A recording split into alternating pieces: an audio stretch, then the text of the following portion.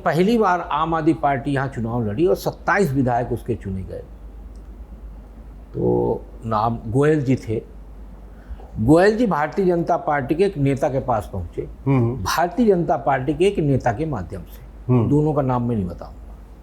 उनके घर में मीटिंग हुई। गोयल जी ने कहा कि हम आपको 27 विधायक दे रहे हैं और आपके पास जो विधायक हैं दोनों को जोड़ दीजिए। तब भारतीय जनता पार्टी के पास भी शायद 25-25 विधायक हैं, दोनों को जोड़ के सरकार बना लीजिए, ये पूरी पार्टी विलय कर जाएगी।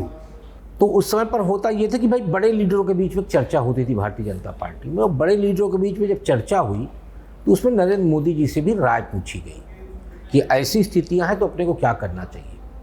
तो नरेंद्र मोदी जी की राय ये थी कि नहीं, हमें आम आदमी पार्टी के जो जीते हुए विधायक हैं उनका पूरा विलय करके भारतीय जनता पार्टी को सरकार नहीं बनाना चाहिए, हमें जो दिल्ली की जनता ने जनादेश दिया उसको स्वीकार करना चाहिए। और ये खबर जैसे ही कांग्रेस को लगी कि भाजपा और आम आदमी पार्टी के बीच में एक ट्यूनिंग की कोशिश हो रही है, तो आपको याद होगा अचानक से कांग्रेस ने कहा कि हम समर्थन देंगे। भाई जी याद है।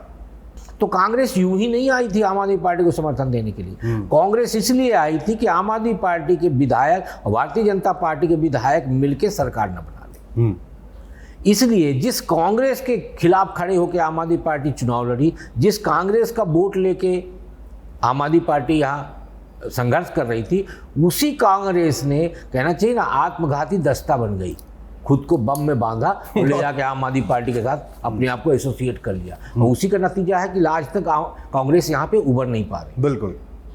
तो ये एक ऐसा घटनाक्रम था कि जब ये मैं बिल्कुल प्रमाणित बात बता रहा हूँ कि ऐसा हुआ था, तो उस समय पर भारतीय जनता पार्टी चाहती तो यदि सरकार बना लेती तो आज आम आदमी पार्टी कहाँ होती, तो हम इसको कह सकते हैं गर्भ में ही मृत्यु हो जाती। बिल्कुल। हमने आम आदमी पार्टी का एक वो दौर भी देखा है कि जब आम आदमी पार्टी चुनाव लड़ी तो उसके पास ना कैडर था, ना कार्यकर्ता था, ना पोलिंग एजेंट था। तब हम लोग पोलिंग में घूम रहे थे, और रोहित भाई आप विश्वास नहीं करेगा, मोहल्ले का हर नागरिक खुद को आम आदमी पार्टी का कार्यकर्ता मान रहा है। बिल्कुल, मुझे याद है, ठीक से याद है। और रात में इसी दिल्ली में आप पता कर लीजिए, रात में 11:30 बजे तक वोटिंग हुई है।